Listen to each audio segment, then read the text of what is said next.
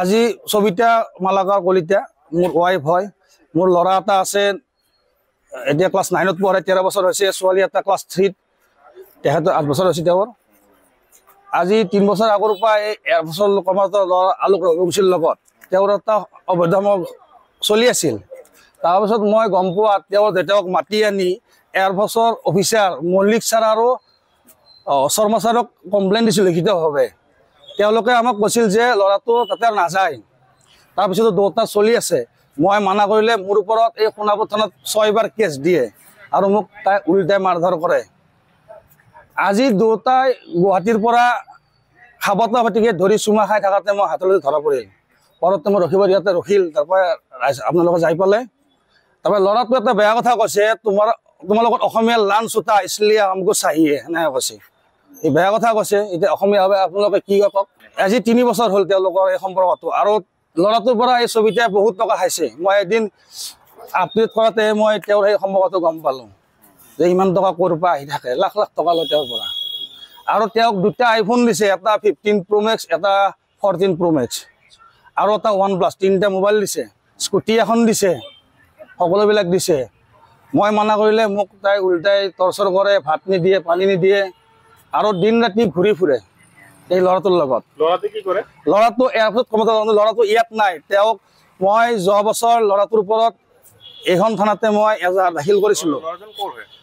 উত্তৰাখণ্ডৰ হয় উত্তৰাখণ্ড লৰা আগতে ইয়াতে কাম কৰিছিল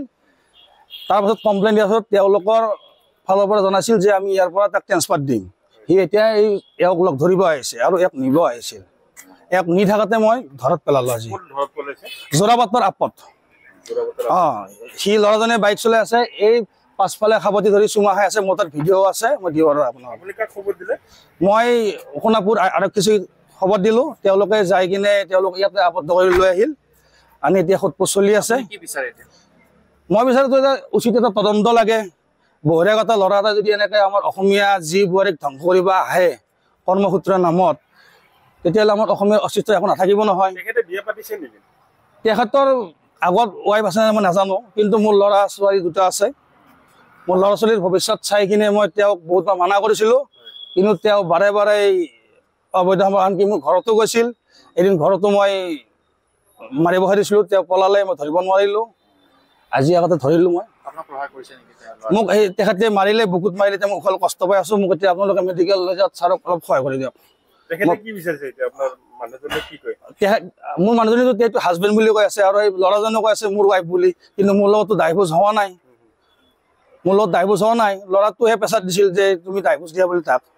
কিন্তু আমাৰ আজি কোৰ্টৰ পৰা আহিছোঁ কোৰ্টৰ পৰা আজি 3 নম্বৰ তাৰিখ আছিল এতিয়া আমাৰ WS জমা কৰা হোৱাই নাই মোৰ উকিলৰ হাততে আছে এফিডেভিট চলি আছে কিন্তু তেওঁলোকে আজি যাব বিচাৰিছিল মই ধৰিলোঁ এতিয়া মোৰ ল'ৰা ছোৱালী দুটাৰ মুখখন চাই আপোনালোকে থানাত জনাওক এটা উচিত তদন্ত লাগে হ'ব দিয়ক ধন্যবাদ